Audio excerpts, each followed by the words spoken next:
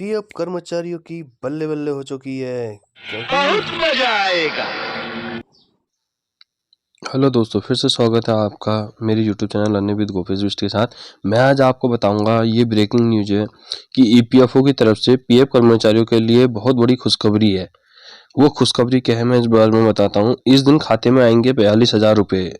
जी हाँ, जल्दी से जल्दी कर्मचारी की जो न्यूज आई है, उनकी जो पहले 8.15% से जो 8.25% हो गई थी, ब्याज दर बढ़ गई थी, तो उसके जो पैसे आने वाले हैं वो बहुत जल्दी कर्मचारियों के अकाउंट में आने वाले हैं।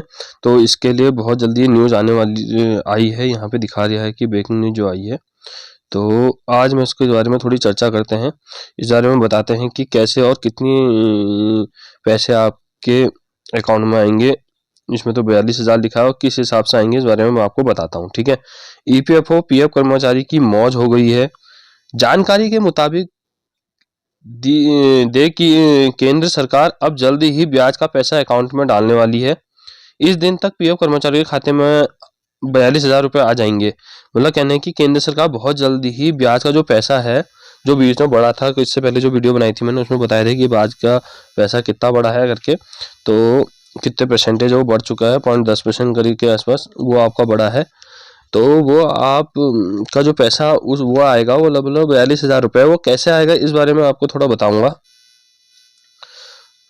पीएफ कर्मचारियों की किस्मत चमकने जा रही है, क्योंकि केंद्र सरकार अब जल्द ही ब्याज का पैसा अकाउंट में डालने जा रही है।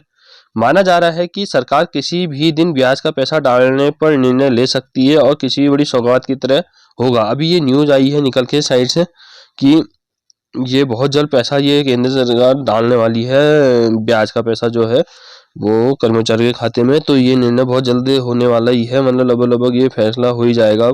ये इसका जो न्यूज़ आने लगी है, तो इस बारी की बड़ी सौगात के हिसाब से कर्मचारी के पैसे में ब्याज का पैसा जरूर आ जाएगा। दरअसल मोदी सरकार ने कुछ महीने पहले वित्तीय साल 2022-2023 के लिए 8.15% ब्याज देने का ऐलान किया था, जो अब बढ़ के 8.25 हो गया है। हाँ, ये ध्यान रखिएगा, जो बढ़ के अब 8.25 हो गया है, जिसका सभी को अब अकाउंट में आने का बड़ी ही बेसब्री से इंतजार है, क्योंकि वो 22-23 में हुआ था, अब वो 23-24 में जो भी आगे को बढ़ा है वो, और 24-25 में जो है वो 8.25 हो चुका है, और इनके अकाउंट में आने में बेसब्री से इंतजार है कर्मचारियों की। यह राशि बढ़ती महंगाई के अंधे की लाठी साबित होगी।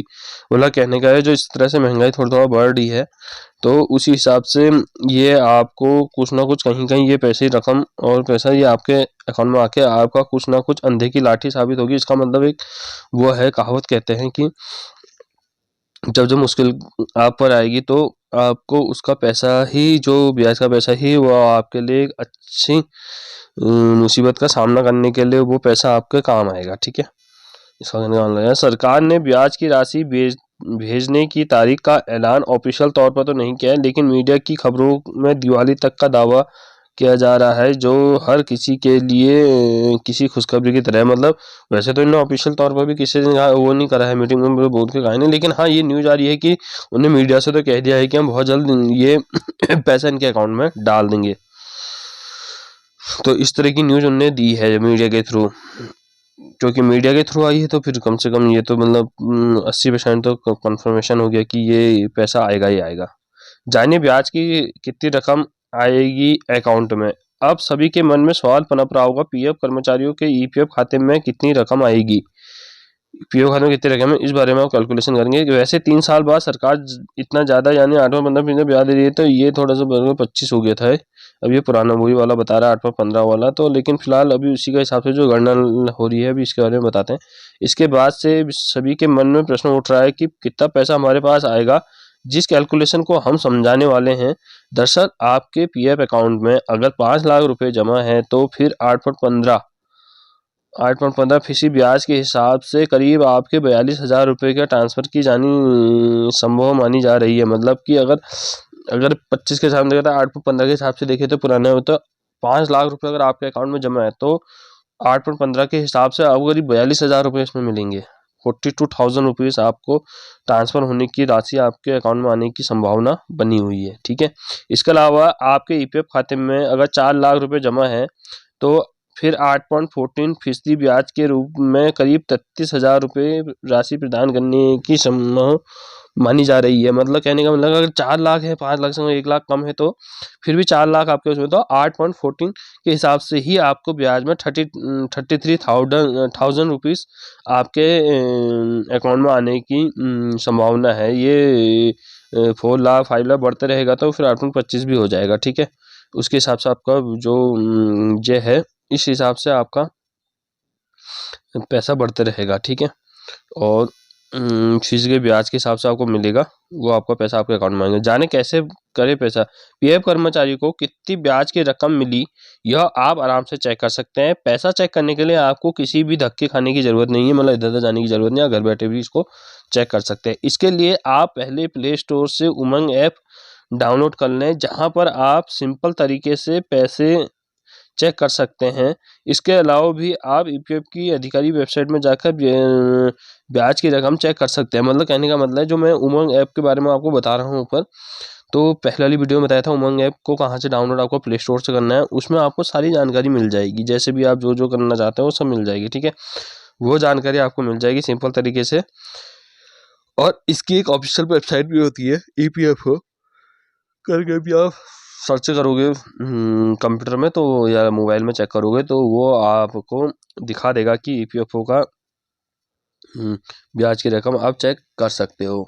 वो आपको बेसिकली तौर पे मैं आपको इस तरह से दिखाना चाहूँगा कि बेसिकली तौर पे कि कैसे ये उमंग और क्या बोलते हैं इसको, ईपीएफओ की जो वेबसाइट है उसके थ्रू ये आप अपना पीएफ खाते का अकाउंट में जो पैसा आ रहा है वो चेक कर सकते हैं। इसके बारे में मैं आपको भी छोटे से एक शॉर्ट वीडियो बना के दिखाता हूँ, तो आपको दिखाता हूँ। क्रोम में जाके गूगल पर इस टाइप से आपको ये इंटरफेस देखने को मिलेगा स्क्रीन पे। अब मैं यहाँ पे लाइव करके दिखाता हूँ कहाँ पे आपको जाना है। सबसे पहले यहाँ पे सर्च बार पर आपको लिखना है ईपीएफओ,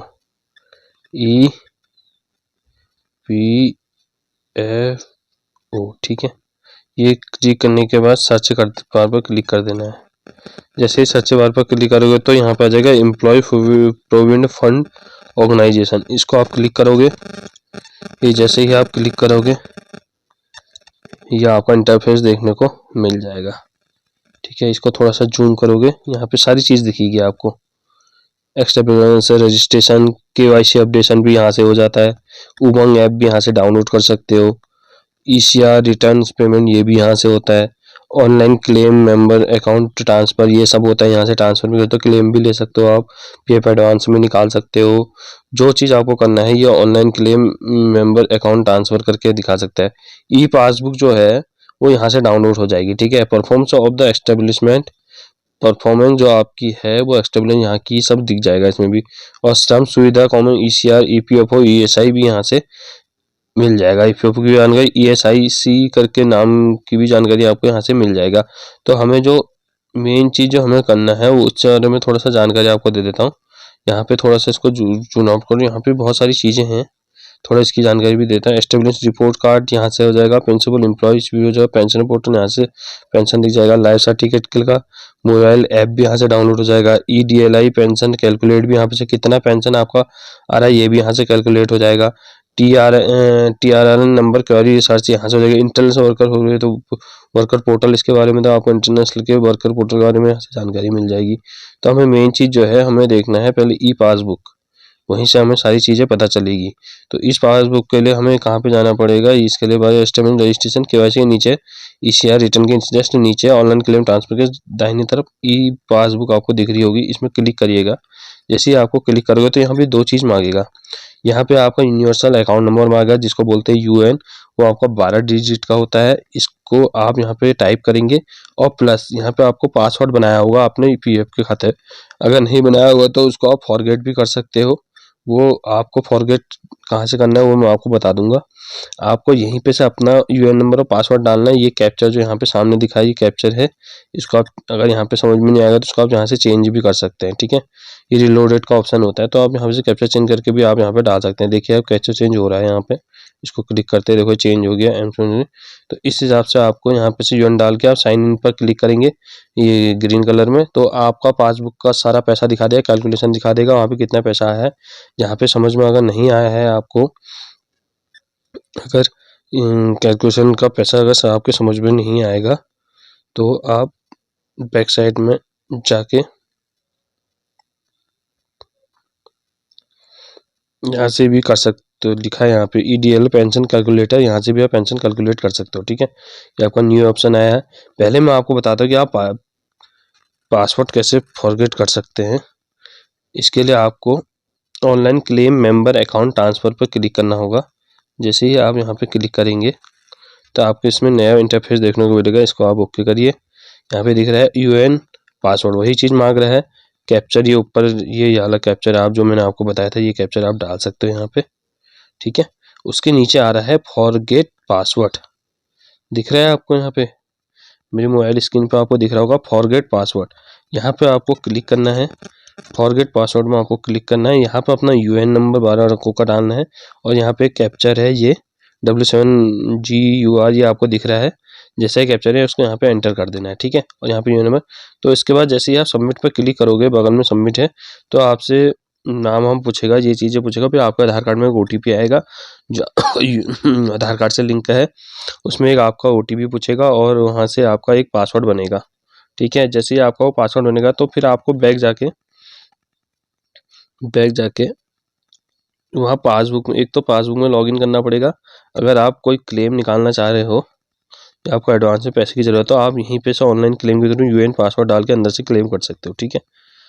फॉर्म 31 एडवांस के लिए आप भर सकते हो।